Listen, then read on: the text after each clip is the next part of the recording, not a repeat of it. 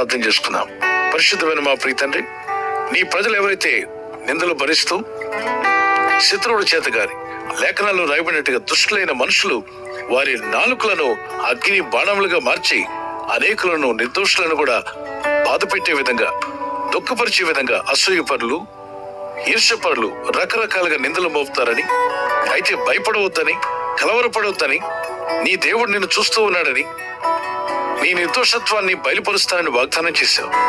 ఈరోజు ఎవరైతే శ్రమలో, కష్టంలో, శోధనలో వారు చేయని పని చేశారని, వారు అనని మాటలు అన్నారని నిందలు పాలై ఉన్నారు, నీ ప్రజలకు వచ్చిన ప్రతి నింద, ప్రతి అవమానము కొట్టివేసి రెట్టింపు ఘనతగా మార్చబోతున్నందుకు స్తోత్రాలు చెల్లిస్తున్నాను.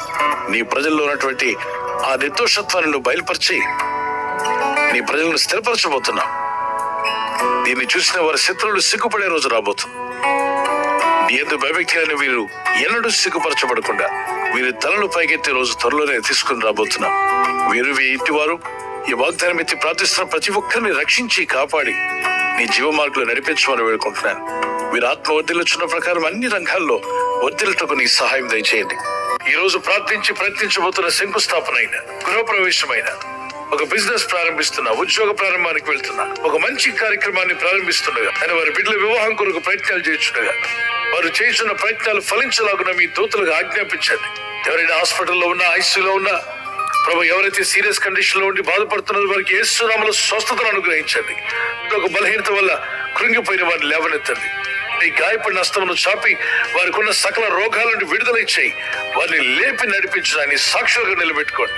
ఈ ఉదయకాలం ప్రతి రోగి యేసు నామములో స్వస్థత నొందునుగాక. అంటే ఈ దినం ఎవరైతే ప్రయాణమై వెళ్ళబోతున్నారో, అది రైలు మార్గమైనా, ఆకాశ మార్గమైనా, బస్సుల్లో, వాహనాల్లో ఎక్కడ ప్రయాణం చేస్తున్నా, రోడ్డు మార్గంలో ఏ వాహనంలో వారు ప్రయాణం చేస్తున్నారు, ఈ ప్రజలకు కాపాడే దూతలను పంపండి. ఉదయం బయలుదేరి సాయంకాలం ఇంటికి వచ్చేంత వరకు నీ కాపుదల, కాపాడే దూతల యొక్క సహాయము నీ ప్రజలకు దయచేయమని అడుగుచున్నాను. యేసుక్రీస్తు నామములో అడిగి వేడుకుంటున్నాము మా పరలోకపు తండ్రి. ఆమేన్.